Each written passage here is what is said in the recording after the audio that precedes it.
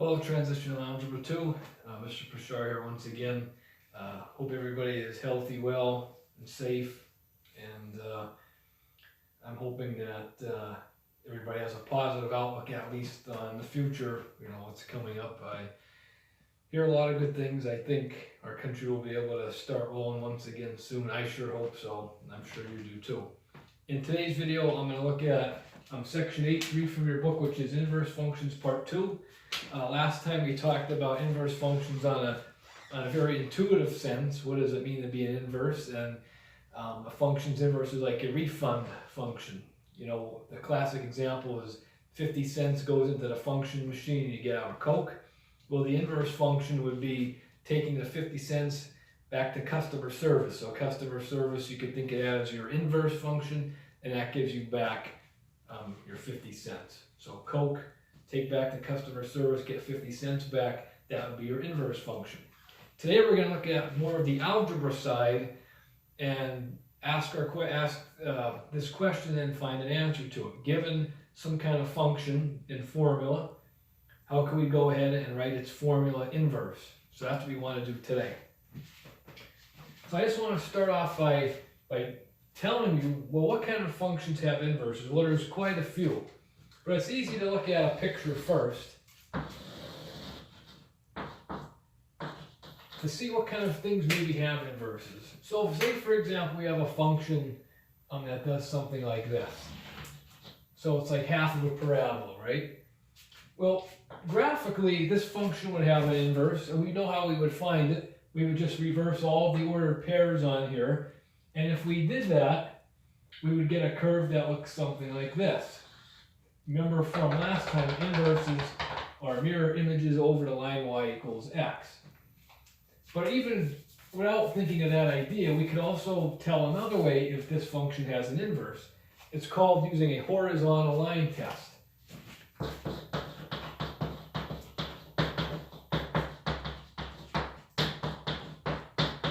So just like we have a vertical line test, the horizontal line test tells us by looking at a graph if this thing has an inverse. So we draw a horizontal line anywhere on the graph, anywhere and everywhere. If it only hits the graph in one particular spot, then we consider this function to pass the horizontal line test. So if you pass it, this test, that means your function is 1-to-1. So if you pass the horizontal line test, your function is 1-to-1, and what that means is you have an inverse, which we write as f inverse of x, typically in that fashion as you see there. So this type of function would pass the horizontal line test. Now say, for example, we take this away and we draw the other half of the parabola. Well, when we go and draw horizontal lines through here, you see what happens now. This time, it hits the graph in two spots each time, and that's no good. So if your graph fails the horizontal line test, that means it is not 1-to-1, and it means it is not capable of having an inverse. We could make it have an inverse, but we have to put into place what we call a restriction. And the good news is any problems we see with restrictions, I will give to you. This way you don't have to try to do it yourself. You'll be able to still do the work with algebra. What does it mean now for a function to be 1-to-1? Well, what that means is, think about domain and range, right? For 1-to-1, it means that every range element has only been mapped to at one given time. So say here's your domain set, and here's your range set for a function f. And let's just make up some things here. We'll call this x, y, and z as your domain, and 1, 2, and 3 as your range. You see how every element of the domain is matched to specifically one element in the range? This makes this a 1-to-1 function, like that first one we had, where it was only half the parabola. But in this case, with the whole parabola, watch how this changes. This time I'm going to put some real numbers in here.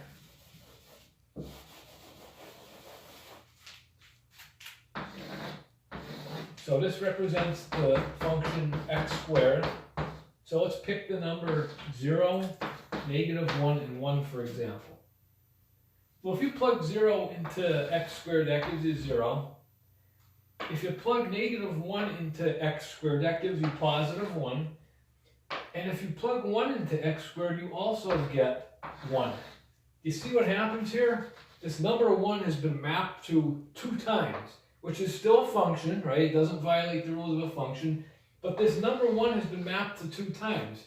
That corresponds to the 2 hits on the graph that you see here. So whenever that happens, this is not 1-to-1. And if it's not 1-to-1, it's not going to have an inverse, and we're kind of stuck. So that's a little bit of the background information. I have that in your notes for you here, so please just make sure you read it. And also in your textbook, please read it. They'll tell you about that idea of being 1-to-1.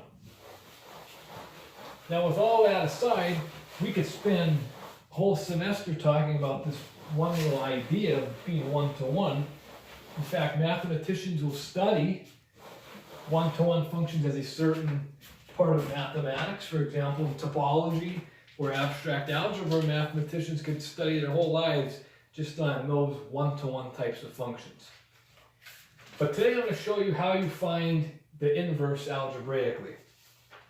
So we'll look at an example that I have in your notes, and then we'll do a couple others that maybe aren't in your notes so you have a little bit of a variety. So let's say we have a function f of x is x plus 500. So every function I give you is going to be 1-to-1 automatically.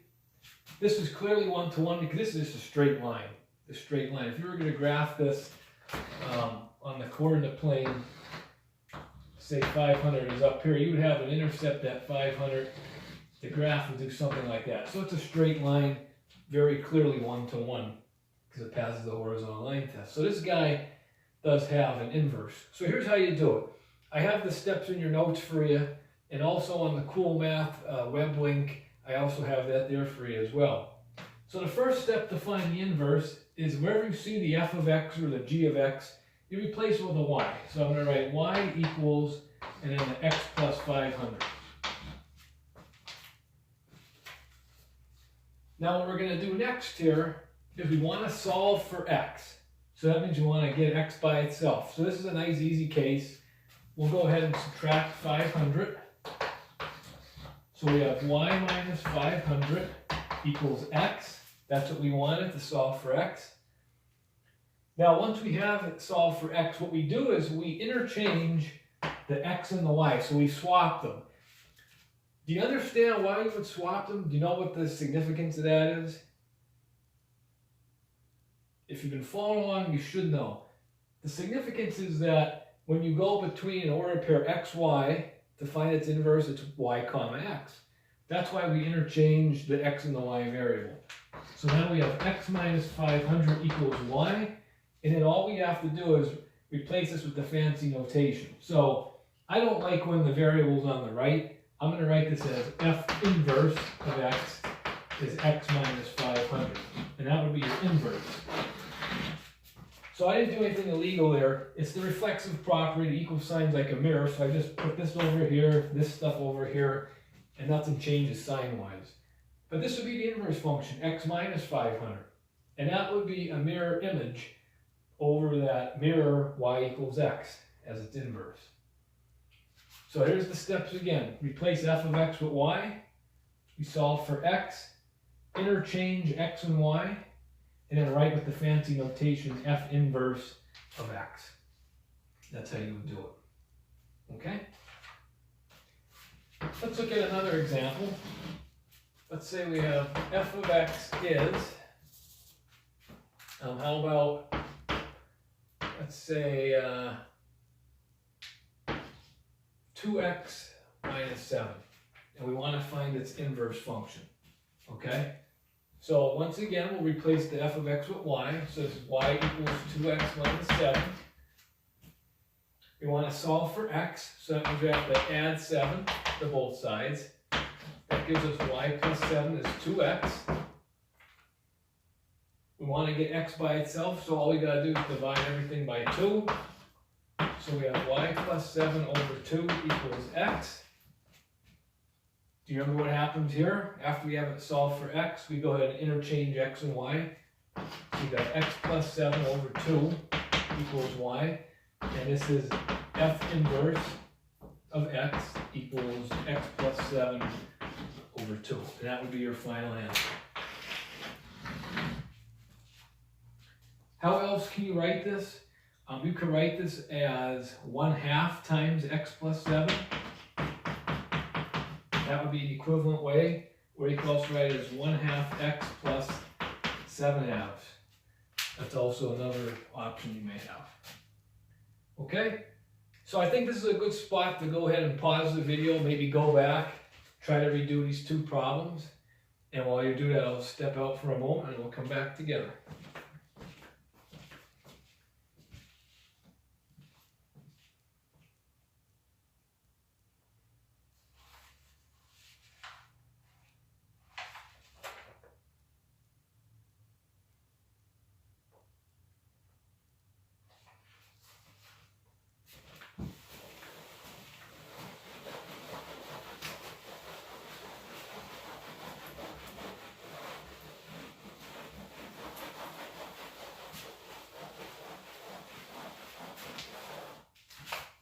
Okay, let's look at maybe an example that's a little more tedious. Let's say we have f of x is the cube root of x plus 7. So this time we're introducing a cube root here. And for example, like the cube root of 8 would be 2, because 2 times 2 times 2 gives you 8. But this time we have the cube root of x plus 7. So we want to find its inverse. It does have an inverse. As I told you, everything I give you will have one. So, first step would be to write this as y equals the cube root of x plus 7. Now our goal is we have to get x by itself, right? The problem is it's trapped underneath this radical. So we have to free it somehow. We have to free this whole expression. And the way we do that is by looking at the index in the root. This is a third root. So what we do, to undo a root, we raise it to the exponent of that little number. So this is a 3. What we want to do is raise both sides of this equation to the third power. And if you think about this, we've done this a little bit earlier in the year. We solved radical equations, and this is the method that we did, right? So on the left you have y cubed, and over here, essentially these cancel out. They're gone. So all you're left with is just the x plus 7. That's probably the best looking x I made all day long right there. Probably never make one that good ever again, probably.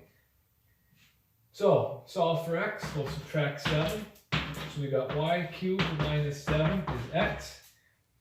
That's what we wanted.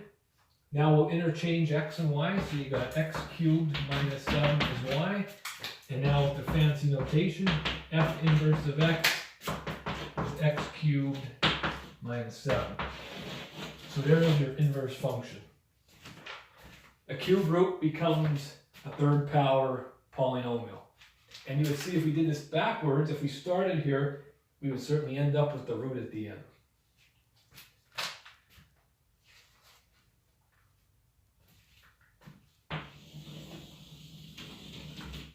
One last example I want to do with you takes us back to the beginning of our discussion of functions that are not one-to-one. For example, f of x is x squared, x to the second power. Any x to an even power, 2, 4, 6, 8, 10, so on, is not one-to-one, because all those curves look like U's, parabolas, right? And as the exponent gets bigger, the more flattened out the parabola gets. So how do we can't just give up and say, oh, this thing's not one-to-one, we can never find an inverse. We can. And we kind of actually did it in the very beginning over here. When I drew the coordinate plane, this is what x squared looks like. But if we cut part of it off and only keep this right half, for example, now that does pass your horizontal line test, and you could go ahead and find the inverse. So what I'm going to do to make this problem work, I'm going to say f of x is x squared when x is greater than or equal to 0. And there's nothing else you need to do other than just be aware that that's a restriction, meaning that now we could go ahead and find the inverse. So let's go ahead and find the inverse now that I made the restriction for you. So first step, f of x becomes a y. We want to solve for x. We want to get rid of the 2 exponent. So we go backwards and we take the second root, or the square root of both sides. So that means the square root of y equals x. And technically you would actually have plus or minus y here. But since we're saying x is greater than or equal to 0, we're only going to count the plus 1. And that's why we only have half of that parabola. Interchange x and y. And write with the fancy notation. So the inverse of x squared is the square root of x, provided that x is limited to being greater than or equal to 0. Pretty cool, huh? So we could take a problem that we're kind of stuck with, and we could actually make it work by making a restriction. And again, on the homework assignment, that worksheet that's attached to the email, the restrictions are already provided for you, so you don't have to worry about it. You just have to go through the procedure like we've demonstrated here. Okay?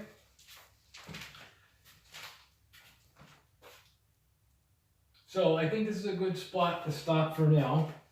This will be a 2-part video series. The first part is about finding the inverse, and I'll do another video for you a little bit later today on how function composition is directly related to inverse functions, because you probably think it doesn't, but it has a big, no coincidence that it works with inverses and what it means. So that'll be in an upcoming video, okay? I don't want to overload you with too much examples in one video. So until next time, try your best. Please stay safe at home. We're all itching to get outside. I think I'm going to try to get outside and work in the yard a little bit in between here. Be safe, watch the video, ask questions, and I'll see you next time.